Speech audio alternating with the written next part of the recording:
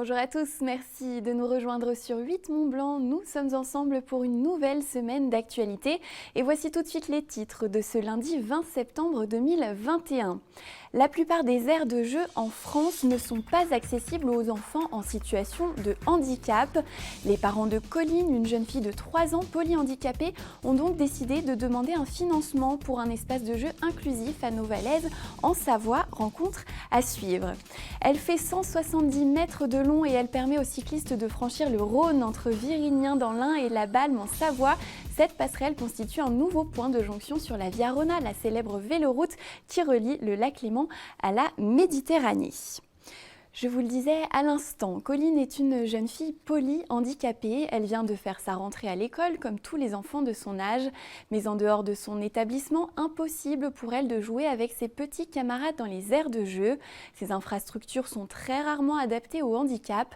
Alors les parents de Colline ont décidé de demander un financement au département de la Savoie pour installer un espace inclusif sur leur commune de Novalaise. Nous les avons rencontrés, reportage. Colline est une petite fille souriante et joyeuse.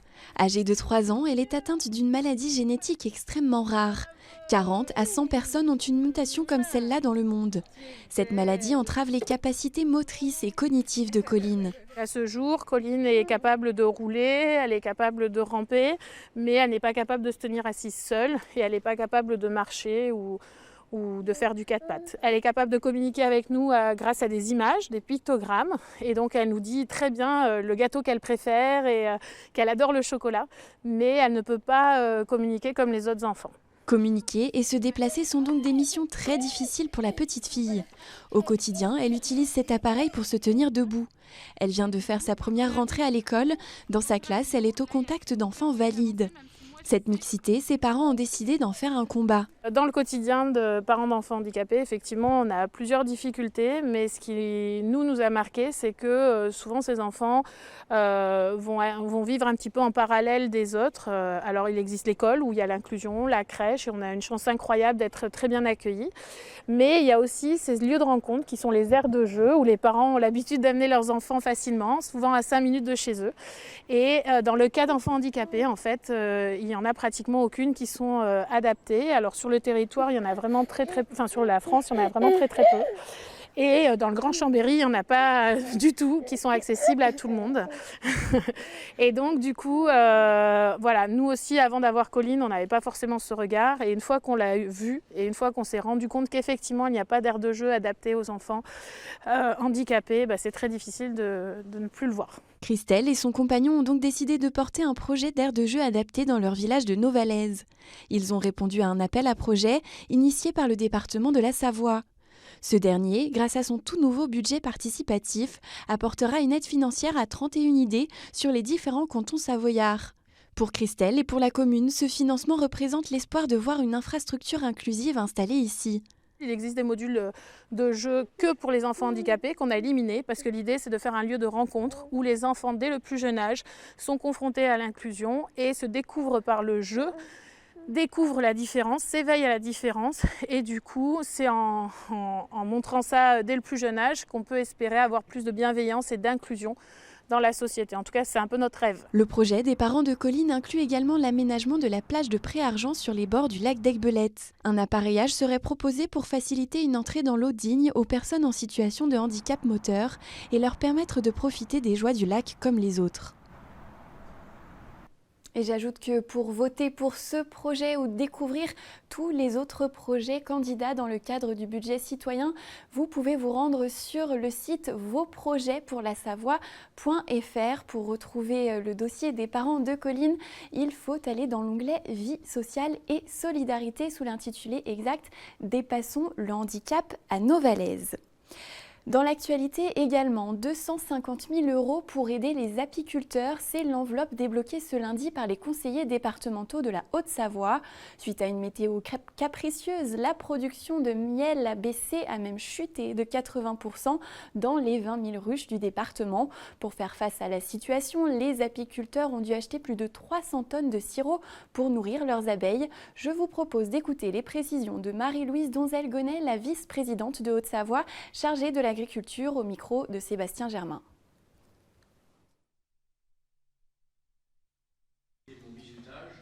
Depuis le début de cette crise, c'est vrai que on sait qu'ils sont en difficulté.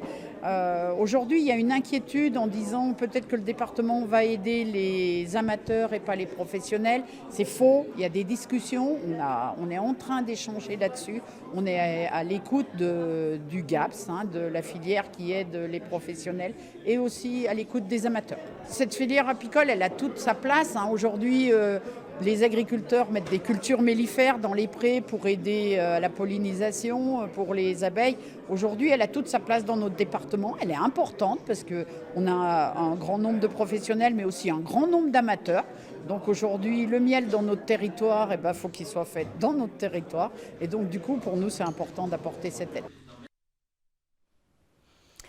La Suisse a durci les conditions d'entrée sur son territoire. La Confédération helvétique a en effet annoncé vendredi que toute personne âgée de plus de 16 ans devra désormais présenter un pass sanitaire pour passer la frontière. Une restriction qui ne s'applique pas aux travailleurs frontaliers. La mesure ne concerne pas non plus les résidents des zones frontalières. C'est une satisfaction pour Christian Dupessay, notamment le maire d'Annemasse et président du pôle métropolitain du Genevois français. Et nous nous intéressons à une autre frontière. À présent, un nouveau trait d'union entre les départements de l'Ain et de la Savoie a été inauguré vendredi. La passerelle cyclable suspendue entre les communes de la Balme et de Virignan est accessible depuis cet été à tous les usagers de la Via Rona. L'infrastructure très attendue a coûté près de 2 millions d'euros. Les précisions sur place d'Emmanuel Jaude. Accessible aux cyclistes et aux piétons depuis près de 2 mois déjà, la toute nouvelle passerelle au-dessus du Rhône a déjà conquis le cœur de tous les usagers. Inauguré en grande pompe ce 17 décembre dernier, l'ouvrage qui relie l'Ain à la Haute-Savoie était attendu de longue date. On avait un vrai point noir pour le lien entre le budget de l'Ain et le budget savoyard que le Rhône sépare. Il fallait passer plusieurs tunnels, des ponts avec une route à grande circulation. Et donc nous avons décidé que le département de l'Ain, avec le soutien de la région, de l'Europe, de la Compagnie nationale du Rhône, que je n'oublie pas, et l'État, de faire cette superbe passerelle. Les travaux ont été un peu longs, il y a eu le Covid, etc. Mais ce qui compte, c'est qu'elle soit faite. D'abord, elle est superbe. Elle est pratique, elle est en route depuis la fin du mois de juillet et elle connaît déjà une très forte fréquentation. Donc on est vraiment très heureux ici d'être sous le soleil savoyard cet après-midi. Longue de 170 mètres, la passerelle suspendue repose sur 4 mâts de 19 mètres. Une vraie création architecturale qui complète l'itinéraire Via Rona qui s'étire sur plus de 800 km entre Léman et Méditerranée. Un trajet qui génère chaque année davantage de tourisme, devenant petit à petit un réel outil d'attractivité du territoire. Nous avons mis en place depuis 2007 donc 200 km de ce style de voie douce. Nous avons plus de 3500 km également de circuit et nous encourageons les communes et les communautés de communes qui ont des projets de ce type et nous les subventionnons. Nous avons dépensé plus de 6 millions d'euros depuis 5 ans pour cela. Et nous allons continuer ce plan vélo bien évidemment puisque l'Ain se veut une terre de vélo comme je viens de le dire. Et puis surtout nous cherchons aussi à faire venir un tourisme amoureux de la nature, pas un tourisme de masse. D'un coût de 1,85 million d'euros, la passerelle entre Virignan et la Balme a également séduit les autochtones. En effet, avec cette nouvelle réalisation, prendre son vélo va devenir beaucoup plus sûr pour les habitants qui attendaient l'achèvement de la structure depuis plusieurs années déjà. Les tunnels nous ralentissaient beaucoup. Il y a beaucoup de dangers, surtout du côté virignan. Nous, la Balme, c'est la même chose. On a un petit tunnel, mais enfin qui est quand même dangereux. Il y a beaucoup de camions. Et donc on attendait ça avec impatience. Tous les cyclistes sont ravis de la passerelle. Bon, on l'a attendu longtemps, mais on l'apprécie. Si le chantier de la Balme Virignan est désormais achevé, d'autres aménagements devraient continuer de voir le jour afin de finaliser le tracé de la Via Rona qui devrait être intégralement terminé pour l'horizon 2023. Le groupe Somfy se porte bien. Le géant de la domotique enregistre au premier semestre 2021 une croissance de plus de 41% par rapport à 2020.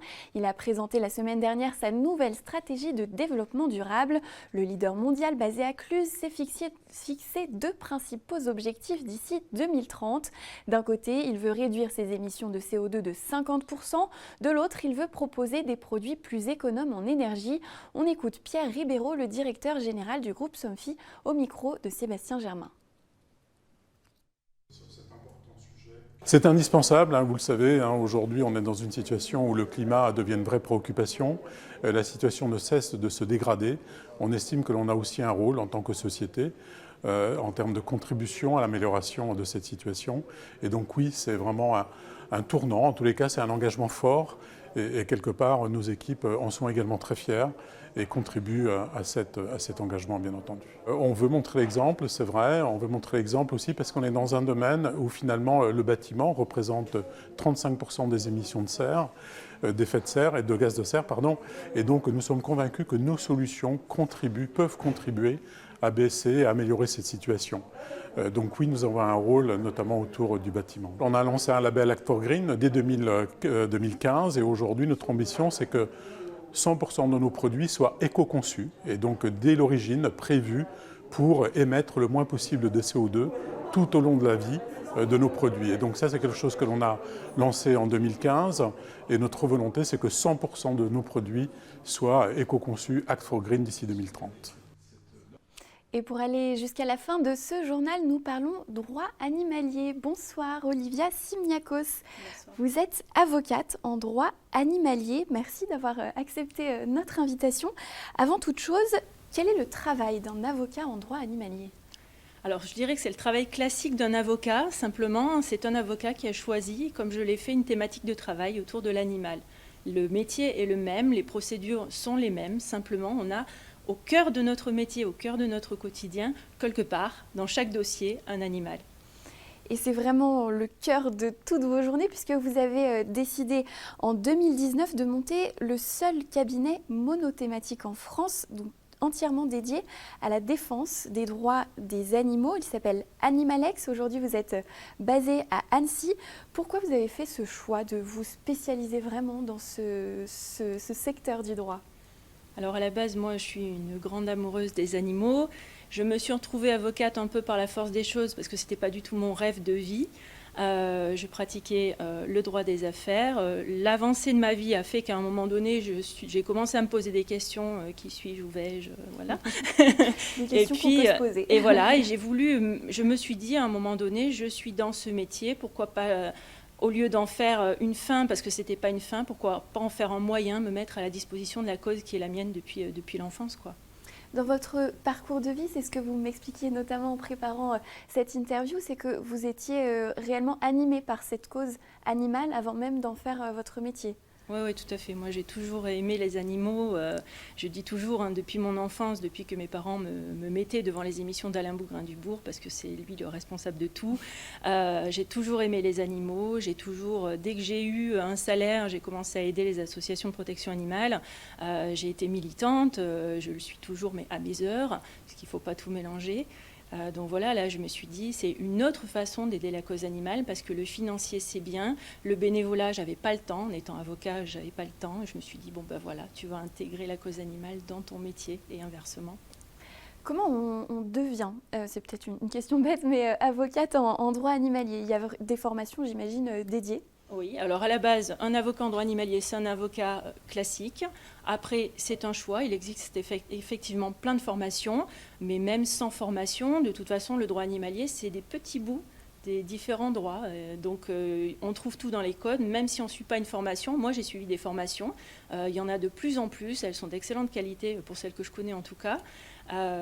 Mais voilà, même sans avoir le temps de faire ces formations, on a possibilité de pratiquer le droit animalier. Vous êtes, vous vous revendiquez en tout cas comme un cabinet animaliste. Qu'est-ce que ça signifie ? Ça signifie que je suis dans une démarche où je souhaite que des droits soient reconnus aux animaux. Et c'est justement ce que j'applique tous les jours parce que les animaux ont des droits et il suffit d'essayer de les faire appliquer. Alors justement, quels sont, sans entraver le secret professionnel ou le secret d'enquête, mais quels sont les types de cas que vous pouvez défendre ? Alors, beaucoup de gens pensent que le droit animalier se limite au droit pénal, des histoires de maltraitance, d'actes de cruauté. Alors effectivement, c'est le cœur du métier. C'est vrai que quand on est à la base militant, c'est surtout ça. C'est surtout ce qui est beaucoup aussi médiatisé, mais ça va au-delà. C'est-à-dire que le droit animalier va couvrir aussi des problèmes contractuels, des problèmes de responsabilité. Il va couvrir les différents types d'animaux également, puisqu'on va avoir du droit civil, on va avoir du droit administratif, on va avoir du droit d'environnement pour les animaux sauvages. sauvages, des problèmes de braconnage. Donc ça, ce sont des dossiers qu'on traite quand on est avocat en droit animalier. Il y a des différences dans ce droit, j'imagine, selon qu'on a affaire à des animaux sauvages ou des animaux domestiques. Ah oui, tout à fait. La protection n'est pas du tout la même. Vous avez le code pénal en fait, qui vise les animaux domestiques ou apprivoisés ou tenus en captivité, ce qui exclut l'animal sauvage, qui est considéré comme la chose de personne, une res nullius. Et lui n'est pas protégé en tant qu'individu, mais en tant que membre d'une espèce. Donc on va protéger une espèce et pas un individu. Et ce ne sont pas du tout les mêmes textes qui sont applicables à la faune sauvage non captive et aux animaux domestiques ou aux animaux sauvages captifs.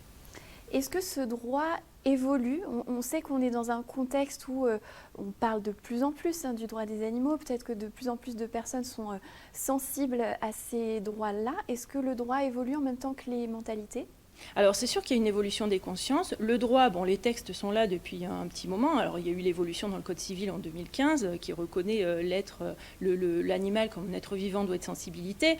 C'était déjà le cas du Code rural depuis 1976. Donc bon, dans l'absolu, c'est plus symbolique qu'autre chose parce que le Code civil est le code de tout le monde. Il y a une évolution, il y a des évolutions qui sont en cours. Il y a une proposition de loi qui est bientôt en cours d'étude par le Sénat le 30 septembre prochain. Donc voilà, le droit animalier évolue, mais c'est normal, j'ai envie de dire, parce qu'il évolue en même temps que les consciences.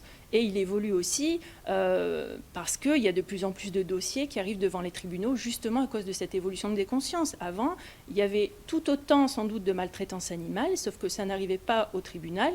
Maintenant, ça arrive au tribunal, c'est jugé et on obtient de vraies peines.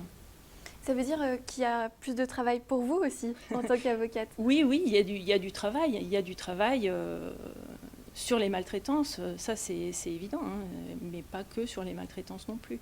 C'est vrai que moi, ça m'embête toujours quand on limite le droit animalier à cette question-là du droit pénal. Est-ce qu'il y a d'autres exemples peut-être un peu concrets pour qu'on puisse bien comprendre, en dehors des cas de maltraitance, quel dossier vous pouvez traiter par exemple? Alors, je ne sais pas, vous confiez votre animal à une pension, vous le récupérez en très mauvais état. Vous êtes une association de protection animale, vous confiez un animal à une famille d'accueil qui ne veut pas vous le restituer. Votre chien va malencontreusement manger un autre chien. Votre chien va mordre une personne. Voilà ce type de dossier-là. Après, on a des problèmes d'arrêtés municipaux, par exemple, qui ordonnent l'euthanasie d'animaux, qu'il va falloir aller essayer de contrer pour essayer de sauver l'animal. Voilà, c'est très, très varié.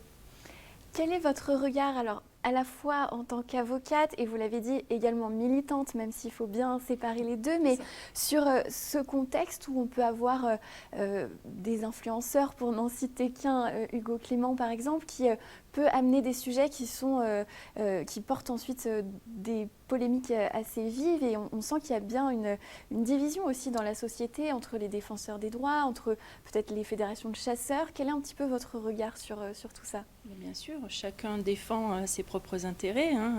Il y a les défenseurs des animaux et en face, effectivement, il y a des lobbies qui sont puissants en France. Donc il faut essayer de ménager la chèvre et le chou pour essayer de trouver des solutions, toujours en pensant à l'animal. C'est vrai que la plupart du temps, ce type de démarche, c'est pas contre un tel, c'est pour les animaux.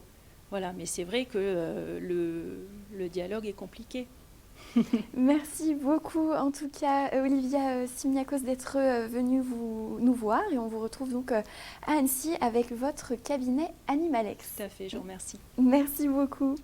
Et c'est ainsi que se termine ce journal. Merci beaucoup de l'avoir suivi. Tout de suite, vous retrouvez la météo de Thierry Paul, mais puis c'est la grande rentrée de notre émission Panorama. Pour cette première émission de la saison, Sébastien Germain s'est intéressé aux boissons locales artisanales non alcoolisées. Pour ce premier épisode, ce soir, rencontre avec la créatrice des boissons Mémé. Je vous retrouve pour ma part demain avec grand plaisir pour un nouveau journal. Je vous souhaite une très belle soirée sur notre antenne.